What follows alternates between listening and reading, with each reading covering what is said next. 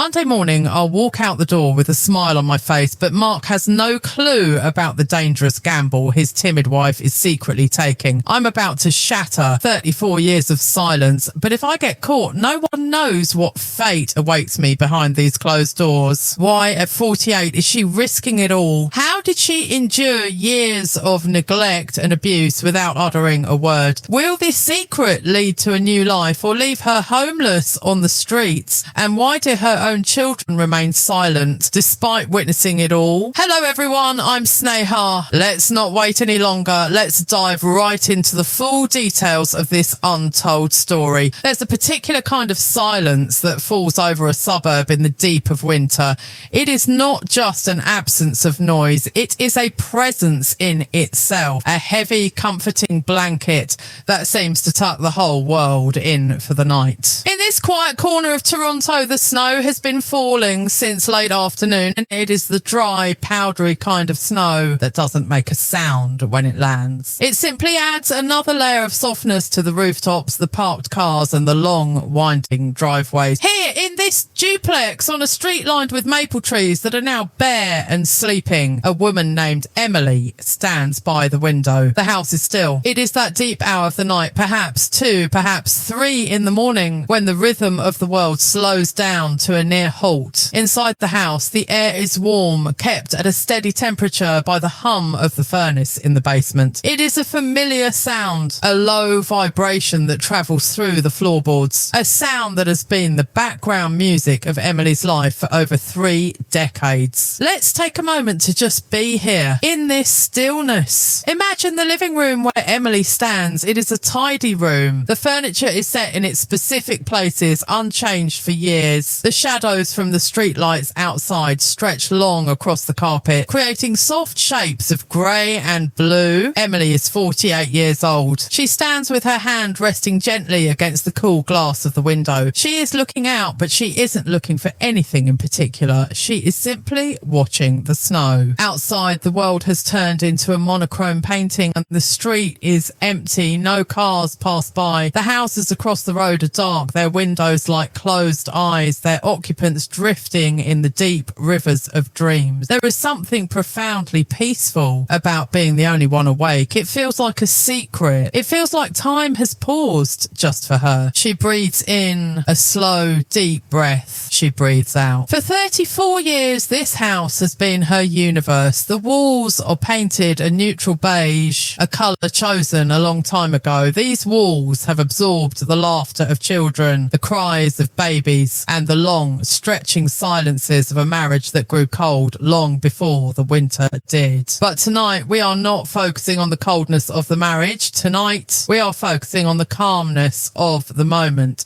Upstairs, the house sleeps. Mark is asleep. His breathing is heavy, rhythmic, a sound that usually dominates the room. But down here in the living room, Emily is free from that sound. Down here, she is just herself, a woman standing in the soft glow of a streetlight. She tightens her shawl around her shoulders. It's a wool shawl knitted years ago, soft and worn. It smells faintly of lavender from the drawer where she keeps it. The texture is rough against her fingertips, a grounding sensation that reminds her she is here, she is real, she is present. She turns away from the window and begins to walk slowly toward the kitchen. Her steps are soundless. She has learned the art of moving like a ghost in her own home. She knows which floorboard creaks in the hallway and instinctively steps over it. She knows how to turn the door handle so it doesn't click. This stealth, this quietness, it used to be born out of fear. The fear of waking him, the fear of a harsh word or a sudden argument. But tonight, the quietness feels different. Tonight, it feels like a preparation. It feels like a rehearsal for a new way of being. She enters the kitchen. The moonlight spills across the linoleum floor and turning the clean surfaces into pools of silver. The refrigerator hums its steady electric song. Emily reaches for the kettle. She moves with deliberate slowness. She fills it with water, not too much, just enough for 1 cup. She sets it on the stove but doesn't turn turn the heat to high. She keeps it low, watching the small blue flame flicker to life. Waiting for the water to warm is a meditation. She leans against the counter. Her mind drifts back over the years. 34 years? It is a lifetime. She thinks of her children, her son, her daughters. They are grown now. They have their own homes, their own worries, their own winters to navigate. She loves them with a fierce, quiet ache, but she knows they cannot save her. She realises now, standing in this moonlit kitchen, that the only person who can save Emily is Emily. The thought doesn't scare her anymore. It settles in her chest, warm and solid. She thinks about the secret she is carrying, and it is a small secret hidden deep inside her like a seed waiting for spring. An offer letter, a job. The office is not far from here. It's a building with glass windows and busy people and ringing phones. A world she hasn't been part of since she was a teenager. The idea of it, the commute, the desk, the computer, the people, feels like a different planet. Can she do it? The doubt tries to creep in, cold and sharp. You are too old, a voice whispers. You have been inside these walls for too long. But then she looks at the steam beginning to rise from the kettle. It curls up into the air, twisting and vanishing. She watches the steam, soft, persistent, rising. I can do this, she thinks. The thought is not a shout. It is a whisper. I am capable. She pours the water into her mug. A tea bag swirls in the darkness of the cup, Earl Grey. The scent of bergamot rises up, citrusy and bright, cutting through the stale air of the house, and it is a smell of comfort, a smell of waking up. She takes the mug in both hands, letting the ceramic warm her palms. The heat travels up her arms, relaxing the tension in her shoulders. She walks back to the living room, to her spot by the window. The snow is falling harder now. Large, fluffy flakes are drifting down, erasing the footprints onto the sidewalk, smoothing out the rough edges of the world. It is a clean slate. Every morning, the winter gives us a clean slate. She takes a sip of the tea. It is hot, soothing. In 3 days, she will walk out of that front door. She will tell a lie, a small, necessary lie about grocery shopping, and she will step onto a bus or a train, and she will go to work. But that is in 3 days. That is in the future. Right now, there is only this: the night, the snow, the tea. She feels a strange sense of companionship with the house tonight. The house that has been her prison is now, in these final hours, becoming her shelter. It protects her secret. The walls do not talk. The furniture does not judge. They simply exist, holding space for her. She sits down in the armchair by the window. The fabric is velvet, worn smooth on the arms. She sinks into it. Her body feels heavy, but it is a good heaviness. It is the heaviness of a decision finally made. Her mind wanders to the concept of home. What is a home? Is it the bricks and the mortar? Is it the people? Or is it the feeling of safety inside your own skin? For so long, Emily has been homeless in her own life, wandering through the rooms, tending to the needs of others, invisible. But tonight, with a job offer hidden safely away, she feels the first brick of her new home being laid. It is being built inside her heart. She closes her eyes for a moment.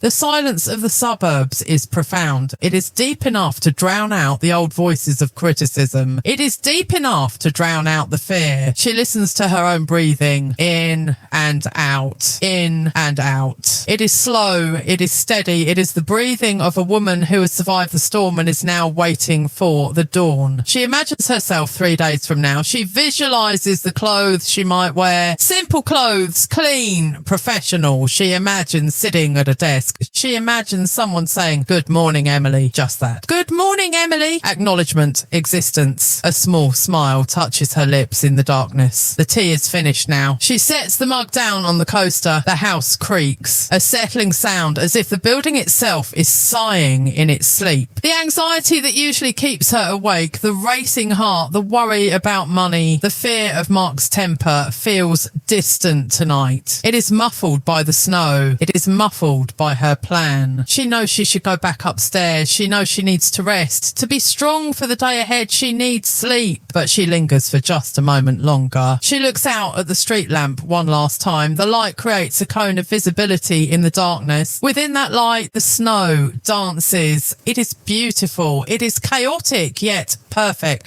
"I am ready," she whispers to the glass. She stands up. Her legs feel feel strong. She wraps the shawl tighter, holding the warmth against her chest. Slowly, carefully, she moves toward the stairs. She places her hand on the banister. The wood is polished and smooth. She climbs the stairs one by one, step, step, step. She reaches the landing. The bedroom door is slightly ajar. From within, the sound of deep breathing continues. The world of her past is sleeping in that room. But Emily is awake. She moves to the guest room, the small room down the hall where she sometimes sleeps when the nights are too hard or when the air in the master bedroom feels too suffocating. Tonight, she chooses this space. She opens the door. The room is cool. The sheets are crisp. She climbs into the narrow bed and pulls the heavy duvet up to her chin. The weight of the covers feels like a hug. She closes her eyes. The image of the snow falling outside is still in her mind. Falling, covering, quieting, silence, peace. A new beginning waiting just beneath the snow. She lets her muscles relax. Her toes, her legs, her fingers, her jaw, everything softens. The house holds her. The night holds her. And for the first time in years, Emily drifts off, not into a sleep of escape, but into a sleep of restoration. All is quiet. All is still. Memory is a strange thing. It is not a straight line. It is more like a collection of old photographs, some sharp and bright, others faded and soft around the edges.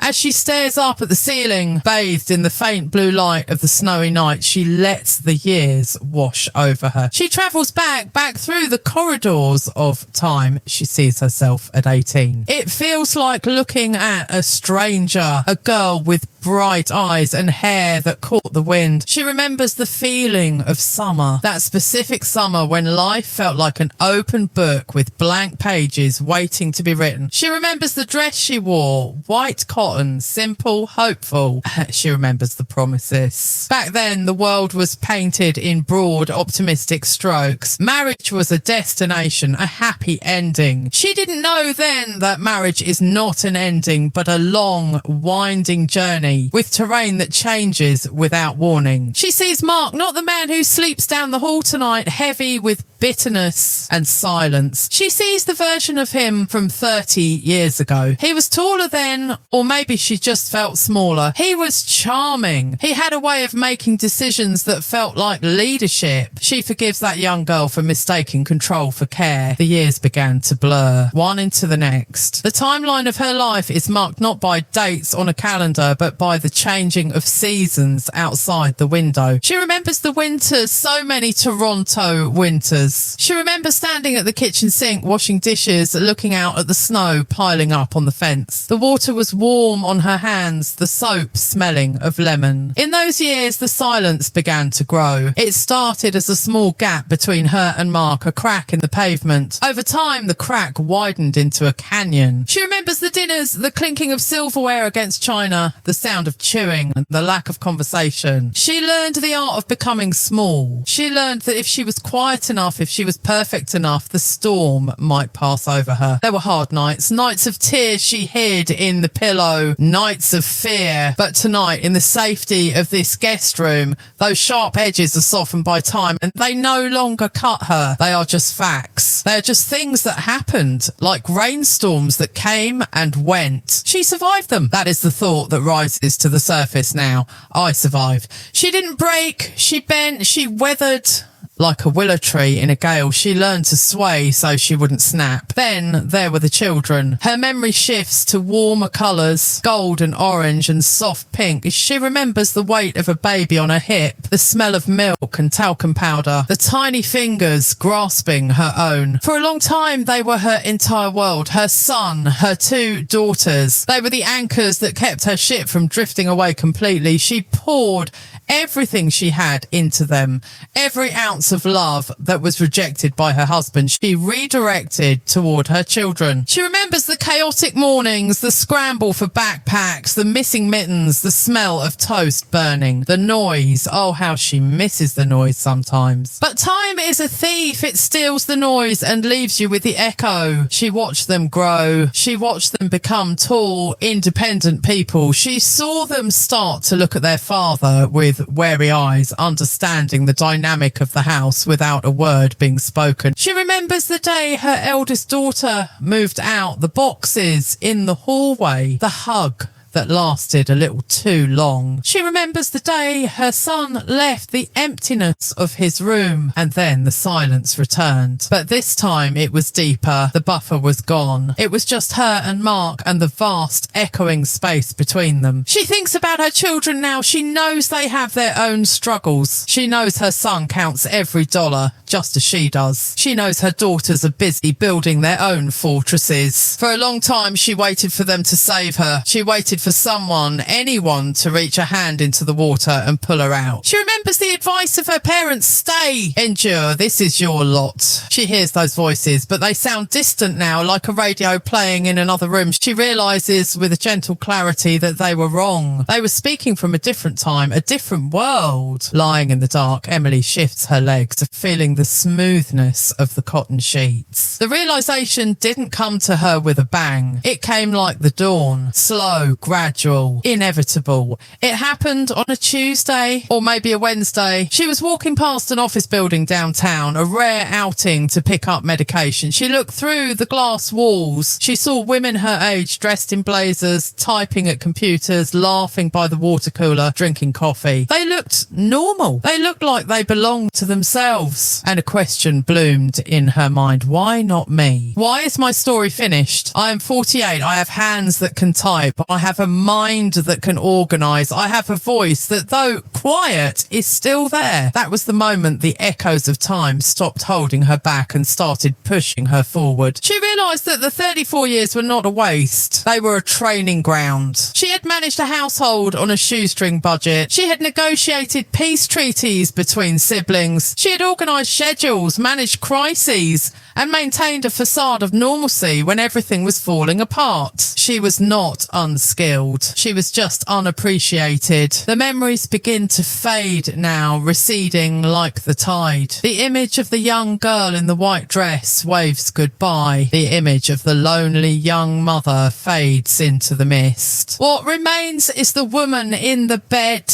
Emily. She takes a deep breath, inhaling the cool air of the room. It smells of dust and fresh linen. The past is a heavy coat she has been wearing for too long. Tonight she feels like she is slowly unbuttoning it. She is shrugging it off her shoulders. It falls to the floor. She feels lighter. The guilt, the terrible nagging guilt that she is abandoning her duty, starts to dissolve. She has done her duty.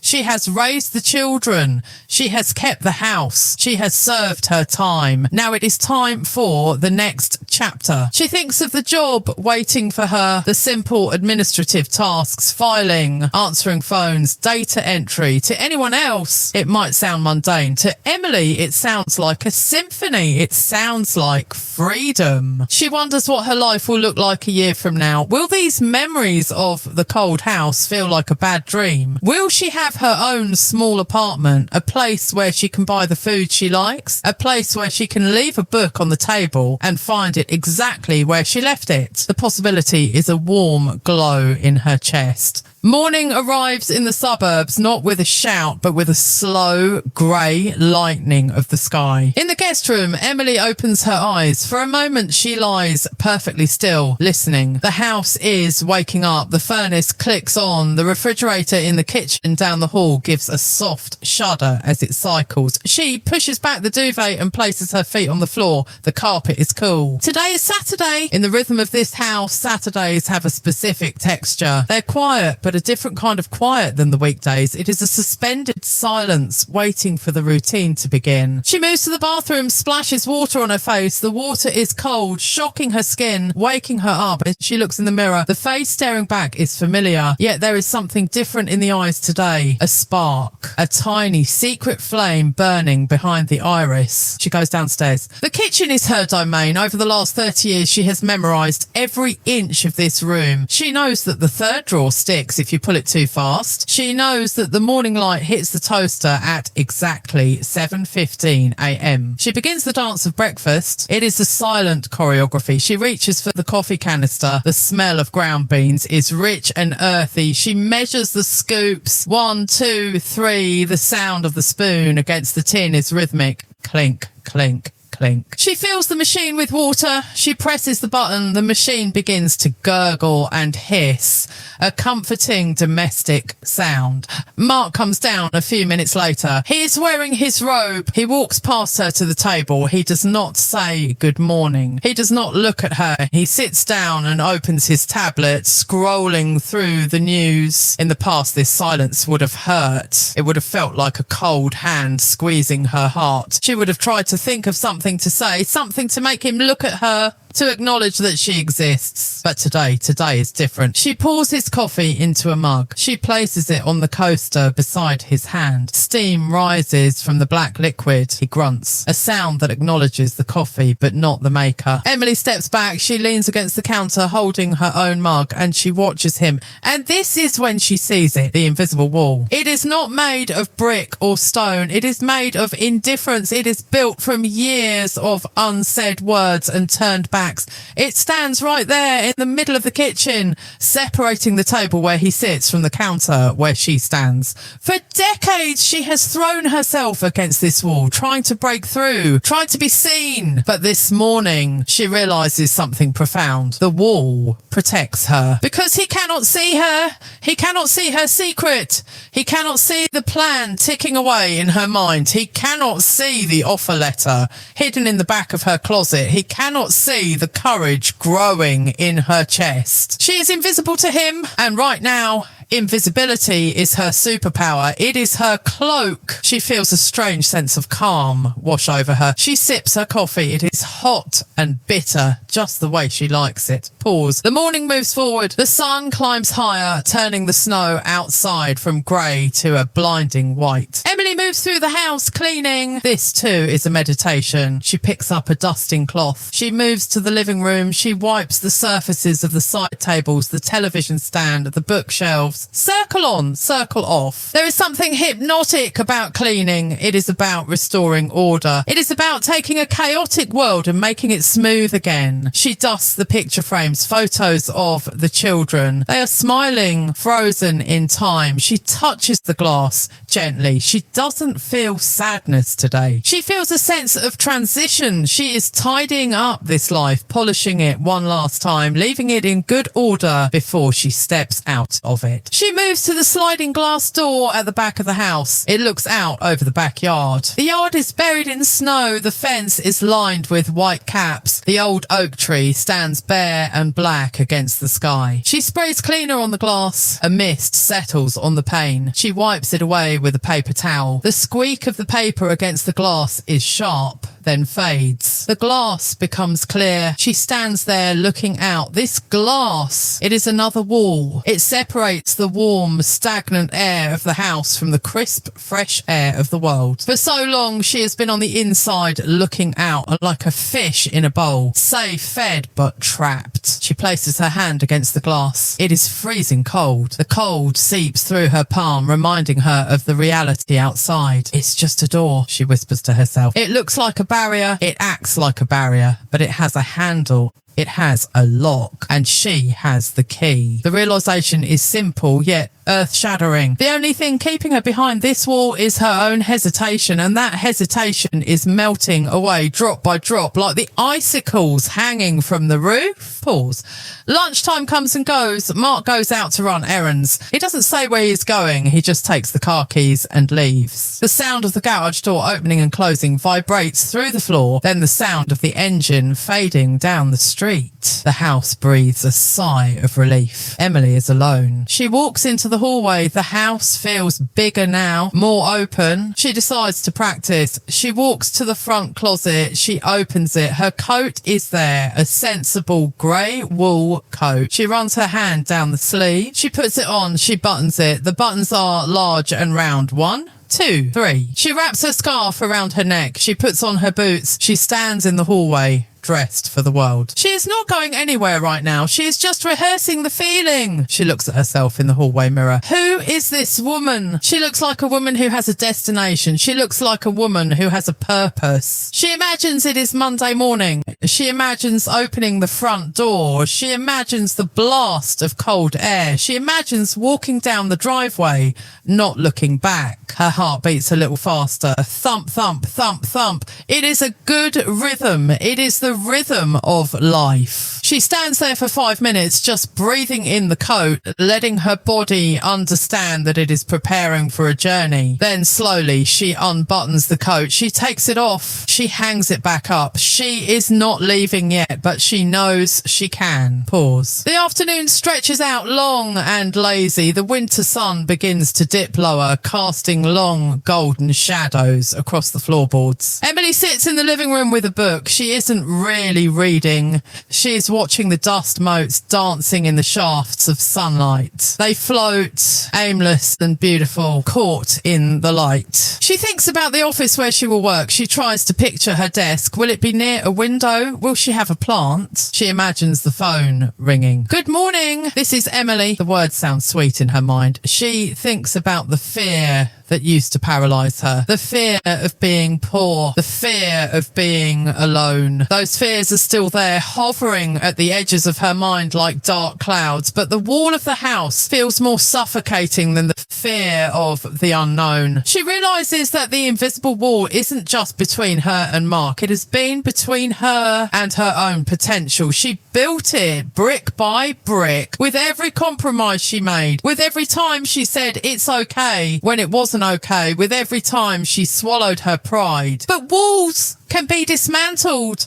She looks at her hands. They are capable hands. They have held babies. They have scrubbed floors. They have mended clothes. Now they will type. They will file. They will build a new life. Pause. Evening approaches. The sky turns a deep bruised purple. The streetlights flicker on one by one. Mark returns. The noise of the garage door again. The heavy footsteps. The atmosphere in the house shifts. The tension returns, hanging in the air like static electricity. He walks into the living room. What's for dinner? He asks. No. Hello. No. How was your day? Emily marks the page in her book. She closes it gently. I'll start it now, she says softly. She stands up. She feels the wall again. He is standing right there, but he is miles away. She walks past him to the kitchen. As she passes him, she feels a strange sense of detachment. He is a character in a story she is finishing. He is the past. She enters the kitchen and turns on the light. She begins to chop vegetables, carrots, celery, onions. The knife makes a rhythmic chop, chop, chop sound on the wooden board. It is a soothing sound. She is cooking dinner for her husband. To the outside world, everything is normal. Everything is exactly as it has been for 34 years. But inside Emily, the wall has crumbled. She is walking through the rubble, heading toward the light. She looks out the window above the sink. The reflection of the kitchen blocks the view of the night. She sees herself in the glass. She smiles at a small, barely there smile. She is still here, but she is already gone. The water boils on the stove. The steam rises, disappearing into the air. Everything changes. Nothing stays the same forever. Even the thickest walls eventually fall. She stirs the pot. She hums a quiet tune, barely audible. A lullaby for the house. A lullaby for the life she is leaving behind. The house is warm. The night's cold. And Emily is ready. It was a Tuesday, much like any other. Mark was at work. The house was clean. The silence was heavy. Emily had wandered into the small study off the hallway. It was a room rarely used, filled with old books and a dusty desktop computer that belonged to another era. She sat down in the swivel chair. The leather creaked softly, a sound of welcome. She hadn't planned to do it. It wasn't a calculated strategy. It was an impulse born of a desperate need to know if she still existed out there beyond the walls of this house. She turned on the computer. The screen hummed to life, glowing blue.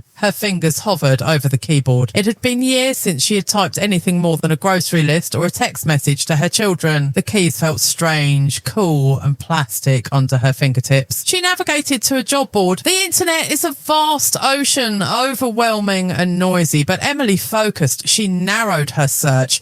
She wasn't looking for a career in the high-rise towers of finance. She wasn't looking to run a company. She was looking for a corner, a quiet desk, a role where she could be useful. Admin, assistant, clerk, data entry. She typed the words slowly. Click, clack, click. The sound of her own typing was rhythmic. It sounded like rain on a tin roof. It was a sound of production, of doing. She found a listing. A mid-sized company not far from the neighbourhood. They needed someone to manage the back office. Someone organised, someone reliable, someone who could handle the small details that others forgot. Emily read the description, and as she read, a strange thing happened. She didn't see a list of demands. She saw a mirror. Must be able to multitask. She thought of the years raising 3 children, cooking dinner while helping with homework, and balancing the checkbook while soothing a crying toddler. Must be patient and diplomatic. She thought of the 34 years of navigating Mark's moods, of keeping the peace, of walking on eggshells without breaking them. Must be punctual. She had never been late in her life. For the first time in decades, Emily didn't feel unqualified. She felt prepared. Pause. The next step was the resume. Writing it felt like dusting off an old painting.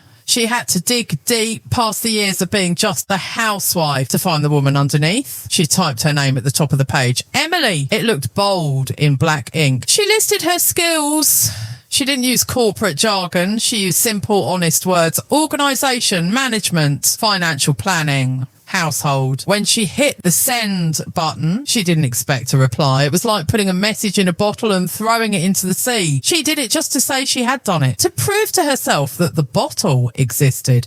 But the ocean answered. Pause. 2 days later, the phone rang. It wasn't the landline, which Mark monitored. It was her old cell phone, the one she kept for emergencies. She was in the laundry room, folding sheets. The smell of lavender detergent filled the air. The phone buzzed in her pocket. She answered it, her hand trembling just slightly. Hello? The voice on the other end was a woman. Her name was Sarah. She didn't sound intimidating. She sounded kind. She sounded professional. Hi. Is this Emily? I'm calling about your application. Time seemed to stop and the washing machine continued its spin cycle, whir, grounding her in reality. They talked. It wasn't an interrogation. It was a conversation. Sarah asked about her gap in employment. Emily took a deep breath. She didn't apologise. She didn't make excuses. She simply said, I have raised a family for 30 years. I have managed a household. Now, my children are grown and I am ready to work. There was a pause on the line. Emily held her breath. Then Sarah said, that takes a lot of discipline, Emily. We value that here. We value that here. Those 4 words were like water to a parched plant. Validation.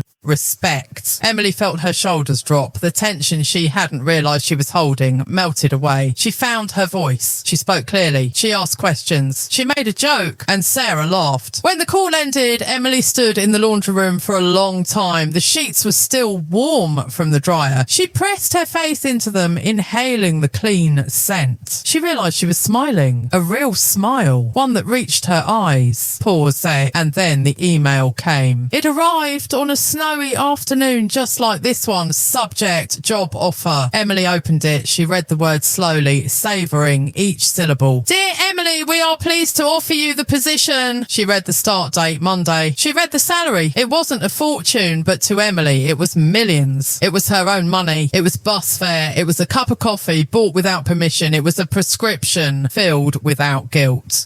It was freedom. She printed the letter. The printer hummed and pushed the paper out. The paper was warm. She held it in her hands. This piece of paper was the spark. It was the proof that she was not invisible. It was the proof that she had value. It was the proof that it was not too late. She took the letter and walked up to the bedroom. She opened her closet. In the very back, behind the winter coats and the old shoe boxes, she had a small secret box. She folded the letter carefully. She placed it inside the box. Closing the lid felt like locking a treasure chest. Pause. Now, lying in the guest bed, Emily feels the warmth of that spark. It changes everything. The house is the same. Mark is the same. The cold winter outside is the same. But Emily has changed. She is no longer waiting for the end of the story. She is writing a new beginning. She thinks about Monday. She thinks about the bus ride. She has already looked up the schedule. The number 42 82 bus. It stops 3 blocks away. She imagines sitting by the window watching the city wake up. She imagines the sound of the bus engine. She imagines the faces of the other commuters, people going to places where they are needed. She'll be one of them. She belongs. The anxiety of what if I can't do it has been replaced by a gentle curiosity. I wonder what I will do. The spark is small, yes, but it is steady. It is a pilot light that will not go out. She shifts under the covers, finding a cooler spot on the pillow. The darkness of the room feels velvety and soft, and it is not a scary darkness. It is a protective darkness. It is the darkness of the soil surrounding a seed that is about to sprout. She breathes in deeply. In, she feels the hope expanding in her chest. She breathes out slowly. Out. She releases the doubt. She is ready. She thinks of the letter in the box upstairs. It is her contract with herself. It is her promise. Monday. She whispers into the silence. Monday's coming. The weekend is a bridge and she is crossing it one quiet step at a time. The snow continues to fall outside, blanketing the world in peace. The spark glows within her, warm, constant and bright. She closes her eyes, letting the feeling of accomplishment wash over her like a gentle wave. She is hired. She is wanted. She is Emily. Sunday arrives with a hush. The weekend is almost over. The sky outside is a pale, wintry blue, stretching high and clear above the snowy rooftops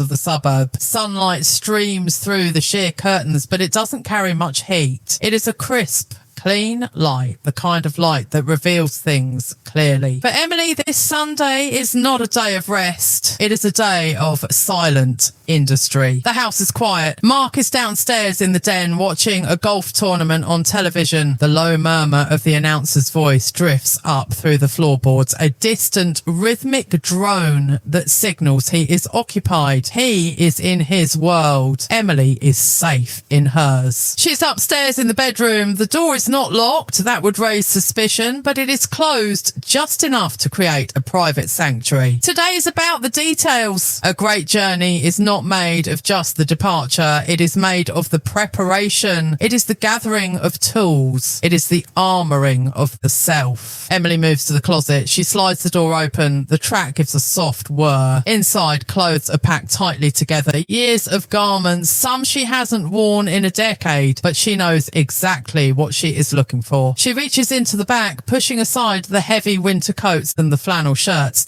Her hand finds a garment bag. She unzips it slowly. Zip! A satisfying sound. Inside hangs a blazer. It is navy blue, simple, classic. She bought it years ago for a parent-teacher interview or perhaps a wedding reception. She pulls it out. She holds it up to the light. It is still perfect. The wool blend feels cool and substantial under her fingertips.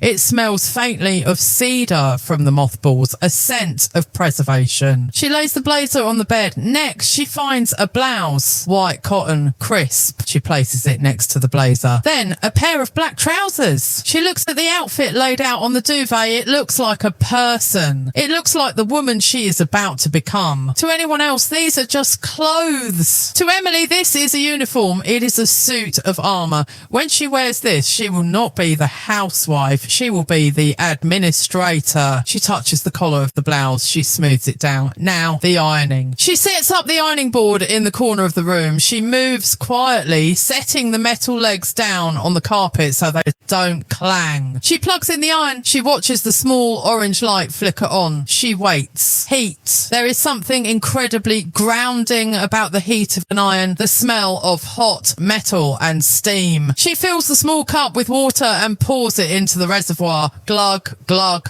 glug. She lays the white blouse on the board as she presses the iron down. Hiss. The steam rises in a warm cloud smelling of clean cotton. She moves the iron back and forth, back and forth. It is a hypnotic motion. With every pass of the iron, she imagines she is smoothing out the wrinkles of her anxiety. She is pressing away the doubts. She is flattening the fear until all that is left is a smooth, perfect surface. She irons the collar. She irons the cuffs. She takes her time. There is no rush. Mark will be watching golf for hours. She hangs the blouse on a hanger. It looks fresh. new. She irons the trousers next. She finds the crease and follows it perfectly. When she is finished, she hangs the outfit on the back of the closet door, but on the inside so it cannot be seen if someone walks in. Pause.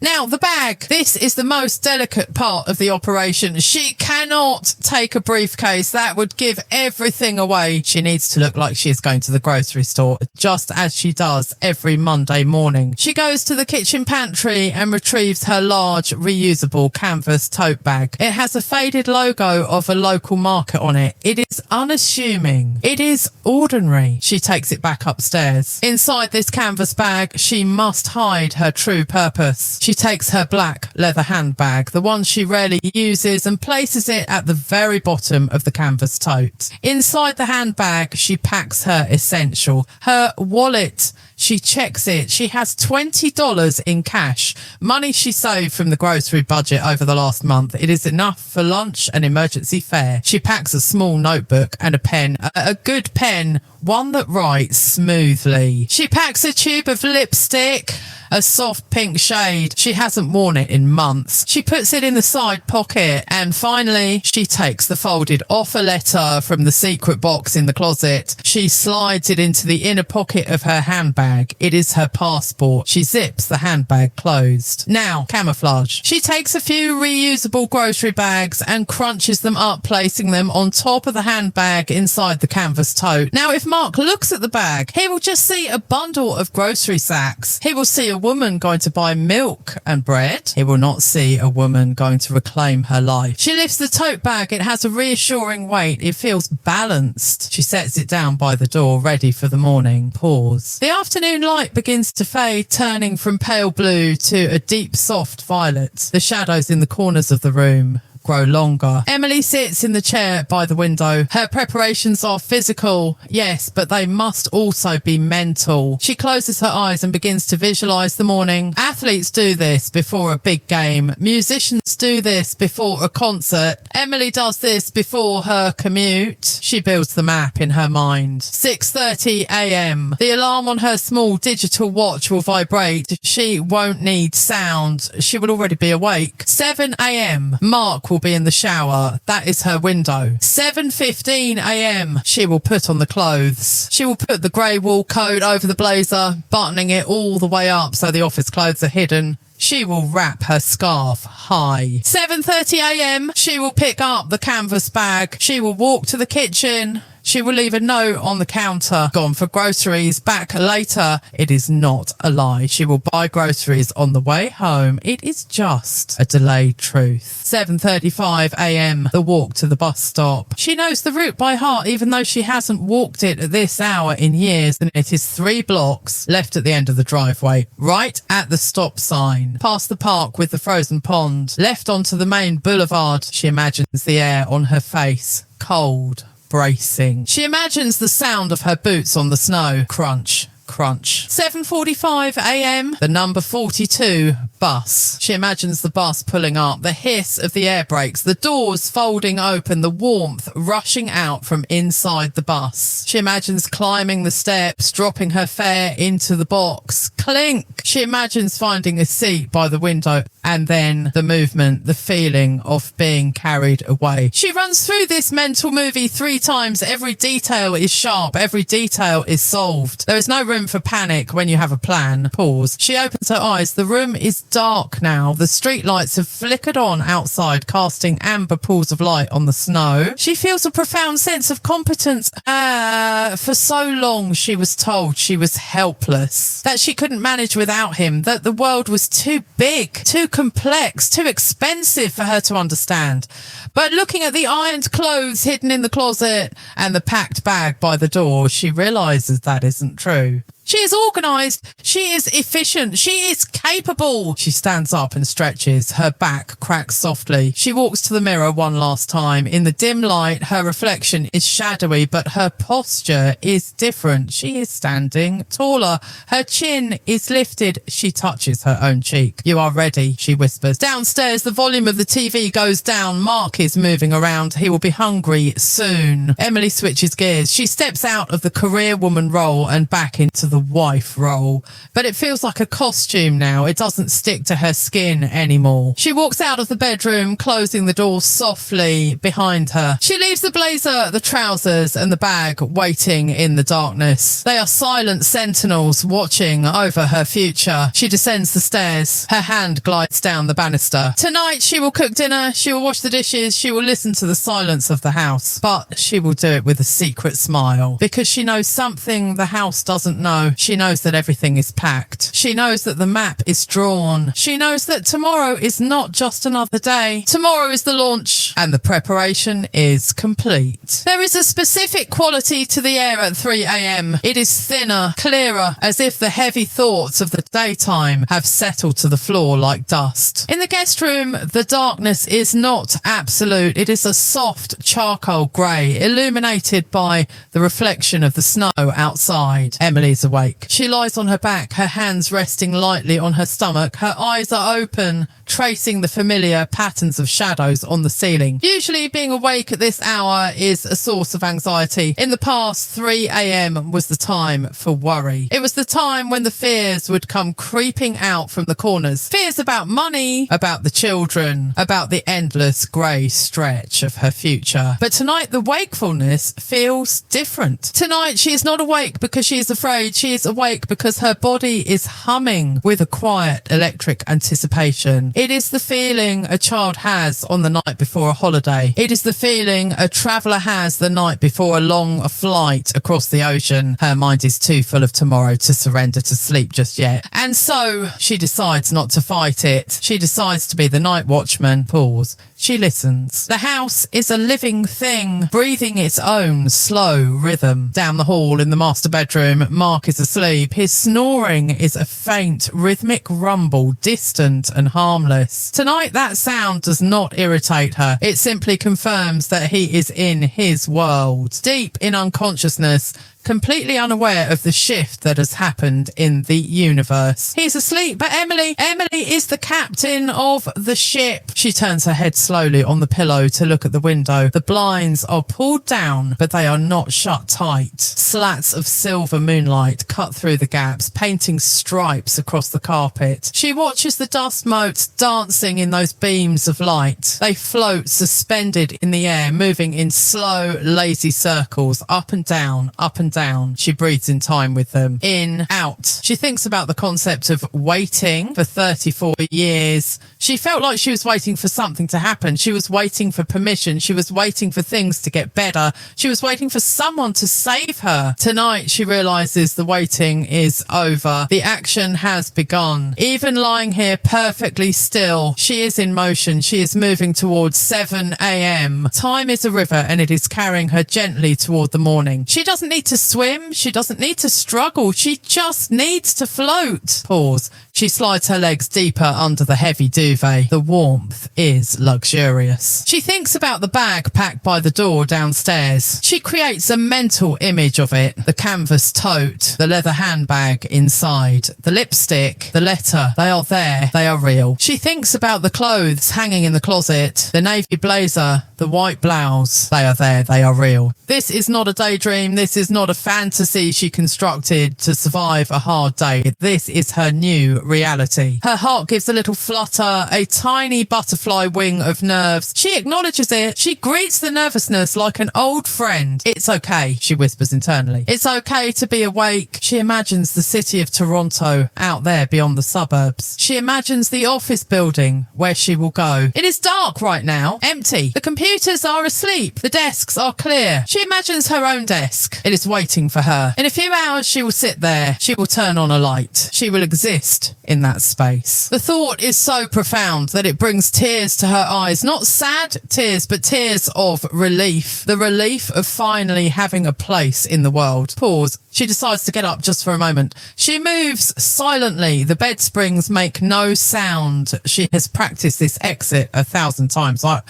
She walks to the window and gently lifts one slat of the blind with her finger. The world outside is a masterpiece of stillness. The snow has stopped falling. The ground is covered in a pristine, unbroken sheet of white. It glows under the street lights. The cars parked along the curb are buried under soft mounds of snow, looking like sleeping bears. Nothing moves, no cars, no people, not even the wind. It is a frozen moment. Emily presses her forehead against the cold glass. The chill seeps into her skin, grounding her. I am here, she thinks. I am standing here on the edge of my life. She looks at the driveway. Tomorrow morning she will walk down that driveway. She will leave footprints in that perfect snow.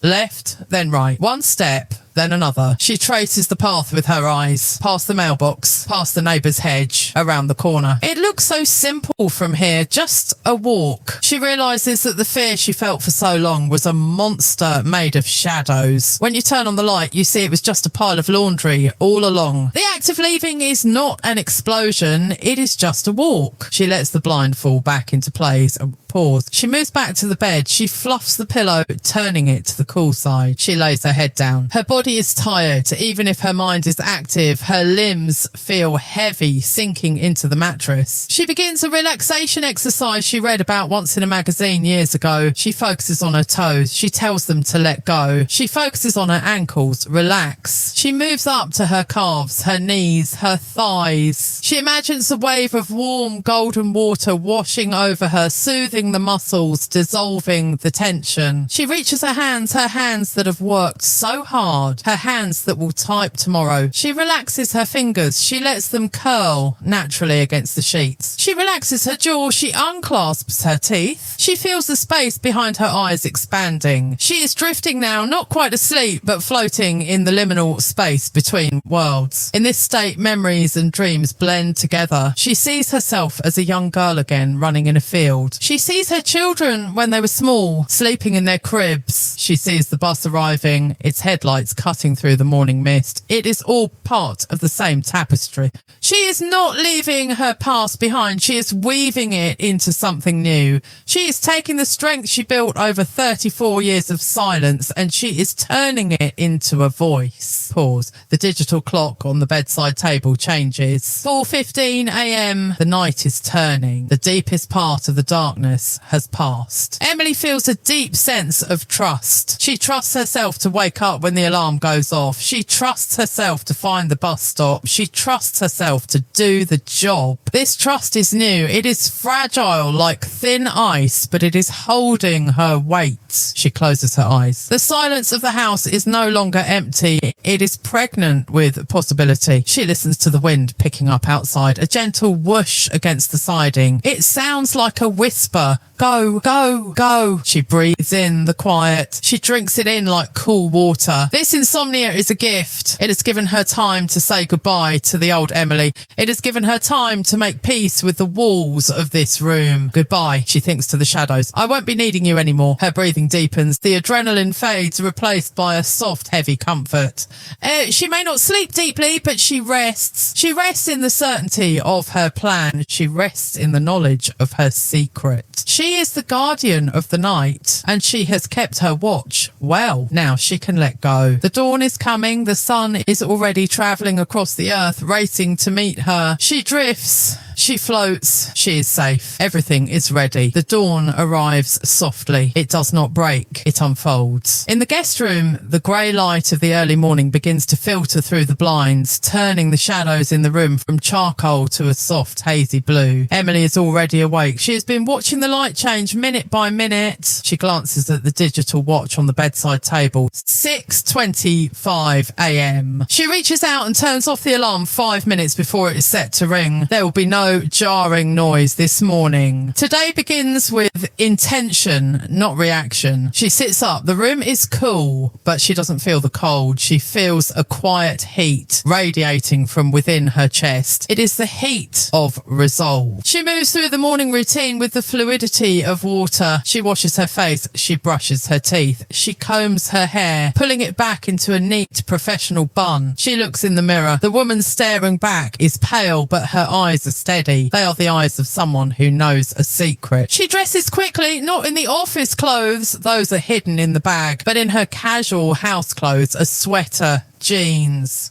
the camouflage. She walks downstairs. The house is waking up. The furnace rumbles to life, pushing warm air through the vents. The floorboards creak familiarly under her feet. She enters the kitchen. She starts the coffee maker. Gurgle, hiss. The smell of coffee fills the air, a scent that has marked every morning of her adult life. But this morning, the scent smells like departure. Mark comes into the kitchen a few minutes later. He is wearing his robe, his hair tousled from sleep. He moves to the table, sits down and waits. Emily pours his cup. She places it in front of him. She stands there for a moment holding the pot. She looks at the back of his head. She looks at the slump of his shoulders. For 34 years, this man has been the sun around which her small, constrained world orbited. But as she stands there, she realises his gravitational pull is gone. He is just a man drinking coffee in a suburban kitchen. He is small, and she is expanding. I'm going to the store early, she says. Her voice is calm, steady. It doesn't shake. We're out of milk and eggs. I want to beat the crowd.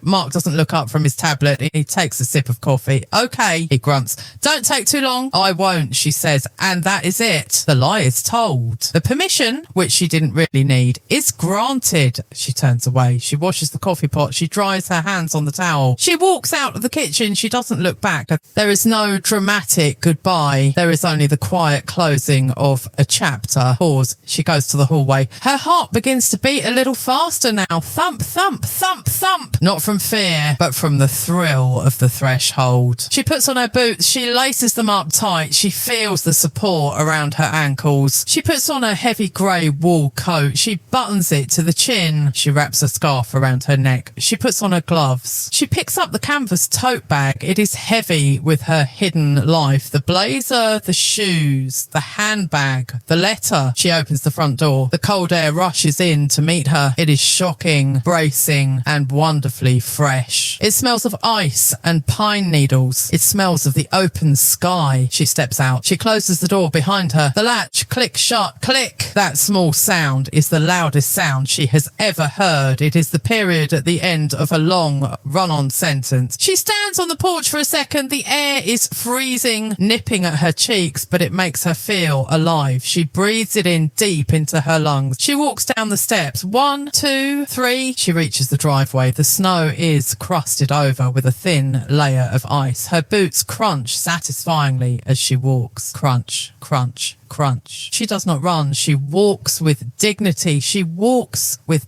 purpose. She reaches the end of the driveway. To the left is the house, the past, the silence. To the right is the street, the bus stop, the city. She turns right. Pause. The morning is beautiful. The sun is just starting to peek over the horizon, painting the snow in shades of pink and gold. The trees stand like sculptures made of glass and wood. She walks past the neighbours' houses. They are all asleep. They don't know that Emily is making history this morning. She walks past the park. A squirrel runs across the snow, leaving tiny tracks. She feels light. The heavy coat feels weightless. The bag feels like a feather. She reaches the bus stop. It is a simple shelter with a glass wall and a bench. She stands there waiting. She can see her breath in the air. Little clouds of steam that appear and vanish. In, out. She checks her watch. 7:42 a.m. Right on time. In the distance, she sees it. The bus. It is a large, lumbering beast turning the corner way down the boulevard. Its headlights are still on, cutting through the morning mist. Emily watches it approach. It gets bigger and bigger. The destination sign above the windshield glows in amber LED lights downtown. It is coming for her. She feels a wave of gratitude wash over her. Gratitude for the bus driver who woke up early. Gratitude for the mechanic who fixed the engine. Gratitude for the city that built the road. All of these things are conspiring to help her leave. The bus pulls up to the curb. The brakes hiss. The doors fold open with a pneumatic sigh. Emily steps up. The driver is a woman with grey hair and a kind face. She nods at Emily. Good morning. The driver says, good morning. Emily replies. Her voice is clear. It is the first honest thing she has said all day. She taps her card. Beep! She walks down the aisle. The bus is warm. It smells of wet wool and coffee. There are a few other people, a student with headphones, a man reading a newspaper. They are her comrades now. They are the morning people. She finds a seat by a window on the right side. She sits down. She places the bag on her lap as she holds it with both hands. The doors close. The engine roars a deep, powerful sound, and then the movement begins. The bus lurches forward gently. The landscape outside the window begins to slide away. The bus stop disappears. The park disappears. The street leading to her house disappears. Emily watches it all go. She doesn't feel sad. She feels untethered, like a balloon whose string has finally been cut. She is floating up into the vast open sky. She leans her head against the cool glass of the window. The vibration of the bus is soothing. It is a lullaby of motion. She thinks about the office. She thinks about the desk. She thinks about the blazer hidden in her bag. In 20 minutes, she will arrive. She will go into the restroom of the office building. She will take off the heavy coat. She will take out the blazer. She will put on the lipstick, and she will walk out, not as Mark's wife, not as a mother, not as a victim. She will walk out as Emily, but for now, she doesn't need to do anything. She just needs to ride. The bus picks up speed. The suburban houses give way to taller buildings. The sun climbs higher, flooding the bus with golden light. Emily closes her eyes. She is safe. She is moving. She is free. The rhythm of the road rocks her gently. Hum. The anxiety of the last few days dissolves into the hum of the engine. The sleepless nights, the fear, the planning. It is all behind her now. She is simply a passenger on a journey to a new life. She takes a deep breath, filling her lungs with the warm air of the bus. She exhales slowly, letting her shoulders drop, letting her hands relax on the bag. She has done it. The road stretches out ahead, clear and open, and as the bus carries her forward into the bright, promising morning, Emily allows herself to drift. Drifting into peace, drifting into safety, drifting into the quiet, steady rhythm of her own heartbeat. All is well, all is calm. You are safe now, Emily, and you are safe now too. Rest.